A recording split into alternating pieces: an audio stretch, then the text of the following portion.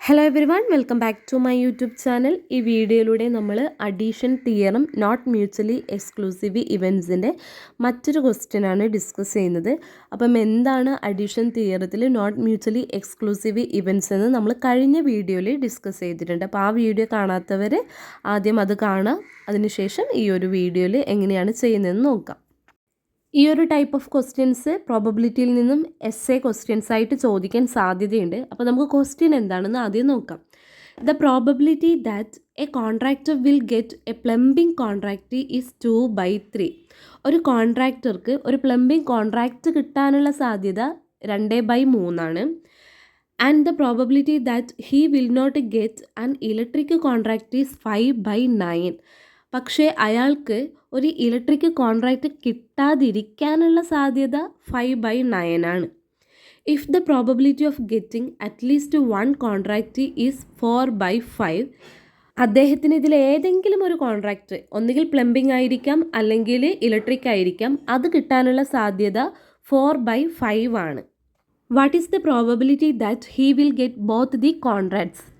2 കോൺട്രാക്റ്റും കിട്ടാനുള്ള സാധ്യത എന്താണെന്നാണ് ക്വസ്റ്റ്യൻ. അപ്പോൾ ക്വസ്റ്റ്യൻ നമുക്ക് മനസ്സിലായി. അപ്പോൾ ഇതെങ്ങനെയാണ് ചെയ്യുന്നതെന്ന് നോക്കാം. അപ്പോൾ ക്വസ്റ്റ്യൻ പ്രകാരം probability of getting A plumbing contract നമുക്ക് ഇവൻറ്റ് എ ആയിട്ട് പരിഗണിക്കാം, പി ഓഫ് എ. അപ്പോൾ പി ഓഫ് എ ക്വസ്റ്റ്യനിൽ 2/3 ഒരു പ്ലംബിംഗ് കോൺട്രാക്റ്റ് കിട്ടാനുള്ള സാധ്യത 2/3 എന്ന് തന്നിട്ടുണ്ട്. അപ്പോൾ പി ഓഫ് എ എന്ന് പറയുന്നത് 2/3 ആണ്. നെക്സ്റ്റ് ഇവൻറ്റ് ബി ആണ്, പ്രോബബിലിറ്റി ഓഫ് ബി. അപ്പോൾ probability of getting and electric contract നമുക്ക് രണ്ടാമത്തെ ഇവൻ്റ് ആയിട്ട് കൺസിഡർ ചെയ്യാം. പക്ഷേ ക്വസ്റ്റ്യനിൽ നമുക്ക് തന്നിട്ടുള്ള ഇൻഫർമേഷൻ എന്ന് പറയുന്നത് probability of not getting electric contract ആണ് തന്നത്. അത് 5/9 എന്ന് തന്നിട്ടുണ്ട്. അപ്പോൾ നമ്മൾ എന്ത് കണ്ടുപിടിക്കണം? നോട്ട് ഗെറ്റിംഗ് ഇലക്ട്രിക് കോൺട്രാക്റ്റ് ആണ് തന്നതെങ്കിൽ അത് കിട്ടാനുള്ള സാധ്യതയെ നമ്മൾ കണ്ടുപിടിക്കണം. അപ്പോൾ നമുക്കറിയാം ടോട്ടൽ പ്രോബബിലിറ്റി എന്നും 1 ആയിരിക്കും. ആ 1ൽ നിന്നും ഈ not getting electric contract 5/9 minus ചെയ്താൽ നമുക്ക് 4/9 എന്ന് കിട്ടും, അല്ലേ?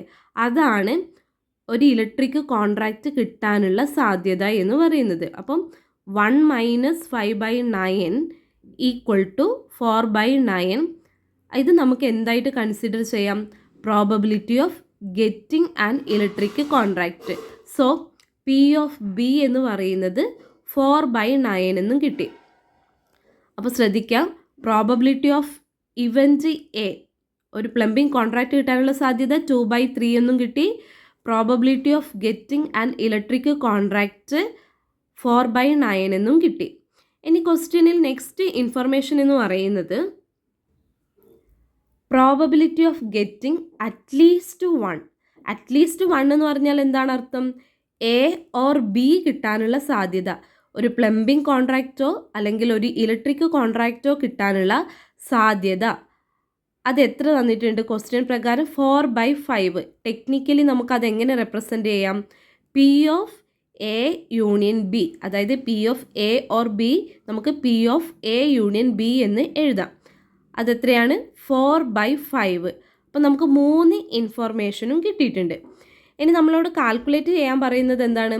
What is the probability that he will get both the contracts? അവന് 2 കോൺട്രാക്റ്റും കിട്ടാനുള്ള സാധ്യതയാണ് ചോദിക്കുന്നത്. അപ്പോൾ ബോത്ത് ദി കോൺട്രാക്ട്സ്, അതായത് എ ആൻഡ് ബി, അല്ലെങ്കിൽ technically P of A intersection B എന്ന് എഴുതാം. അപ്പോൾ ഇതാണ് നമ്മൾ കണ്ടുപിടിക്കേണ്ടത്.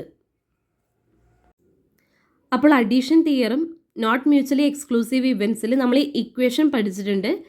P of A union B = P of A plus P of B minus P of A intersection B. P of A union B നമുക്ക് ക്വസ്റ്റ്യനിൽ 4/5 എന്ന് കിട്ടിയിട്ടുണ്ട്, അല്ലേ? പ്ലംബിംഗ് ഓർ ഇലക്ട്രിക് കോൺട്രാക്റ്റ് കിട്ടാനുള്ള സാധ്യത 4/5 = ഇൻഡിവിജ്വൽ പ്രോബബിലിറ്റി ആണ്. എ എന്ന് പറയുന്ന ഇവൻറ്റിൻ്റെ individual probability 2/3 plus P of B 4/9 എന്ന് കിട്ടിയിട്ടുണ്ട്, minus P of A intersection B. നമ്മൾ ഇതാണ് കണ്ടുപിടിക്കേണ്ടത്.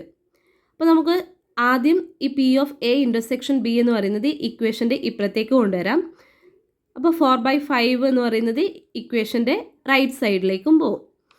P of A intersection B equal to 2/3 plus 4/9.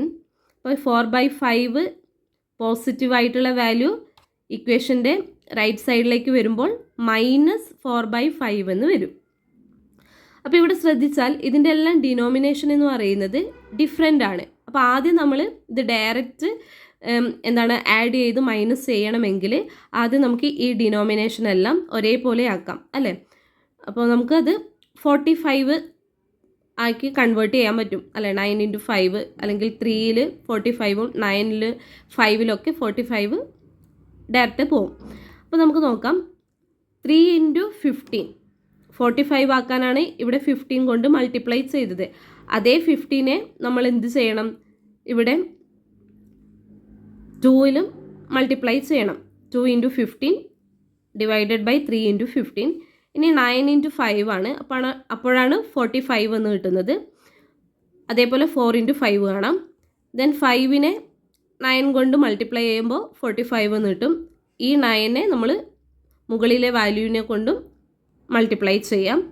So നമുക്ക് 30 ഡിവൈഡഡ് ബൈ 45 എന്നും 20 ഡിവൈഡഡ് ബൈ 45 എന്നും 36 ഡിവൈഡഡ് ബൈ 45 എന്നും കിട്ടും. അപ്പോൾ ഈ ഒരു സ്റ്റേജിൽ നമ്മുടെ ഡിനോമിനേറ്ററിൻ്റെ വാല്യൂസ് ഒക്കെ സെയിം ആയിട്ടുണ്ട്. ഇനി നമുക്ക് എന്ത് ചെയ്യാം, ഇതൊക്കെ നമുക്ക് ഡയറക്റ്റ് ആഡ് ചെയ്ത് മൈനസ് ചെയ്യാവുന്നതാണ്. 30 + 20 50 എന്ന് കിട്ടും. -36 ഡിവൈഡഡ് ബൈ 45. 50 - 36 14 എന്ന് കിട്ടും ഡിവൈഡഡ് ബൈ 45. അപ്പം answer P of A intersection B എന്ന് പറയുന്നത് 14 ഡിവൈഡഡ് ബൈ 45 എന്ന് കിട്ടും.